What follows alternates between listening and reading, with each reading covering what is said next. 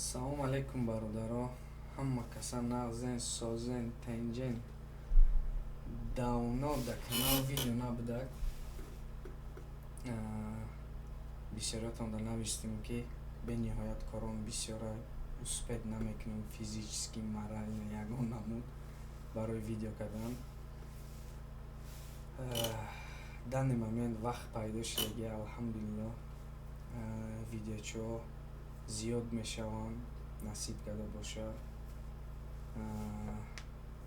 Темаи имрӯза нашод фьючерси хостум қаттон гап занам. Фикр мекунем ки бисёротон фаҳмидаген нашод ҳамин тема, барои ки блогерои тоҷик зиёд шудагиай. Мошаллоҳ, ая ҷиҳат хуб, ая ҷиҳат бо минусам бигем дора. Барое ки роҳи камтар неправилни да мардума мебаранд. Барои ҳамин хотир хостум я напоминание кунам барои шумо бародаро. Темаи имрӯза нашод фьючерси ай.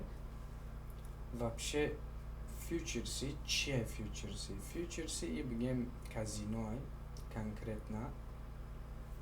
Да фьючерси чихе кор карда мешавад? Нафарое ки бигем намедонанд. Например, ҳастай лонг. Лонг маънош боло. Ту ставка мекунӣ ки ин бозор мехезад. Например, монета $1, ту меги $1 зиёд мешавад. Дора шорт. Шорт яъне ту ставка мекунӣ ки монета поён меғалта. Например, $1 меги $1 поён мерава, 90 цент мешавад, там 80 цент мешавад. Яъне ставка. Уже фаҳмидастем, ин чиз уже чизи ҳаром ай. Иҷа дора плечо. 20x и плечо ай. Да лонг ҳастай плечои 5, плечои 10, плечои 20, 50, плечои 100, плечои 125. И плечо маънош чи ай? Яъне допустим плечои 20 ту да 20 маротиба зиёд прибил мета, агар ту ставка кунӣ ки ҳамин бозор боло меравад. А спот да бигирем, например, допустим, агар спот да 10% рава, ту агар да фьючерси плечои 20 мегирӣ, 20x, яъне 20 маротиба ҳамуда зарб зан. Ҳама қадар ту зиёд сум кор мекунӣ. То же самое, ҳама қадар шанс ту зиёд дорӣ ки ҳамин пула боитӣ. Барое ки фарқияти байни споту фьючерс чи ай? Да вақте ки ту да спот харид мекунӣ, допустим, я монета нархаш $1 ай, ту да $100 монета харидӣ. 100 монета. Например, агар монета 90 цент шава, 80 цент шава, арзон шава бигем, пули ту намесӯзад.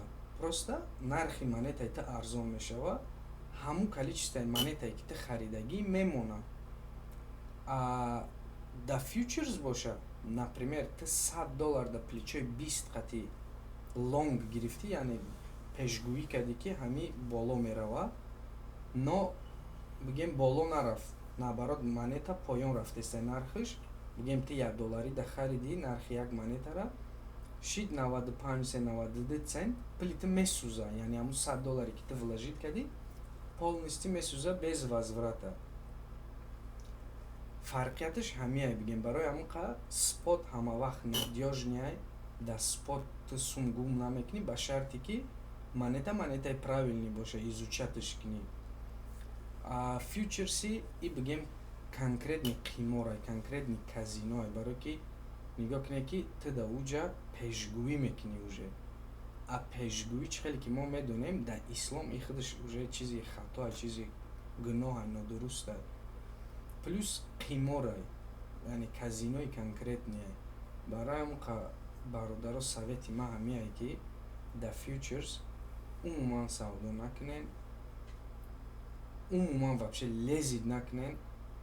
Барое ки иҷада пул гум мекунӣ, як дуюмаш гуноҳ гирифтаистӣ. Даже если ту ҳамун пула бубарӣ, ай 10 сделка, допустим 2 сделка удачный галтид бигем пул кор кади ноҳавай пул бигем пули казино чӣ хеле ки мо медонем ин чизо ҳароманд казино қиморбозӣ пешгӯӣ барои ҳам қалучи фьючерсда умуман лезид накунем так как ҳамин кор нодурустай бародаро мисол ҳамин криптовалюта худаш ранги дунёи чӣ хеле ки реальнида мо савдо мекунем кор мекунем бизнес мекунем ҳамин криптовалюта ҳам ҳамияй просто мегем чӣ хеле ки дар ҳаёти реални одамое ҳастанд ки там алкоголь мефурӯшанд мисол корҳои бад қатъи ҳамун сума кор мекунанд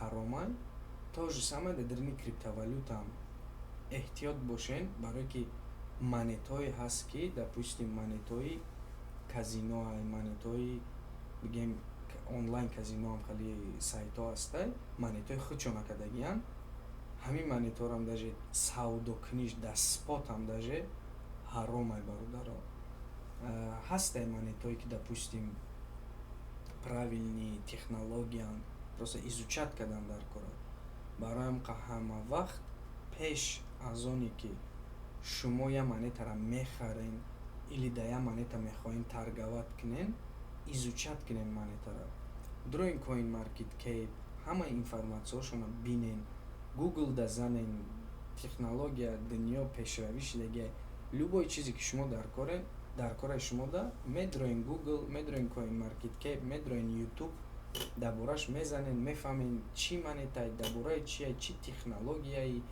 вообще чӣ функцияро иҷро мекунад ҳамин монета баъде ки шумо уверен шудем ки ҳамин монета надёжняй допустим монетае ки дар пушташ одамои профессионал истодагия одамои правилни истодагия ягон технология барои ягон беҳбудиай вот тогда можно ҳамин монетаро савдо кардан торговат кардан надониста лучше ягон монетаро савдо накунен ва фьючерсам то же самое бисёриҳо ман медонам ки намефаҳманд ҳамин фьючерс чия барое ки бисёриҳо криптовалютаро чӣ хеле фикр мекунанд ки ҳамин криптовалюта ҳамаш як чиза не ин хеле нестай бародаро и дар дарини криптовалюта бениҳоят шохаҳои зиёд ҳастае ки бигем ҳам правилни ҳам неправилни барои ҳамин қасд чтобы мо правилни роҳашда бошем изучат кардан дар кора хондан дар кора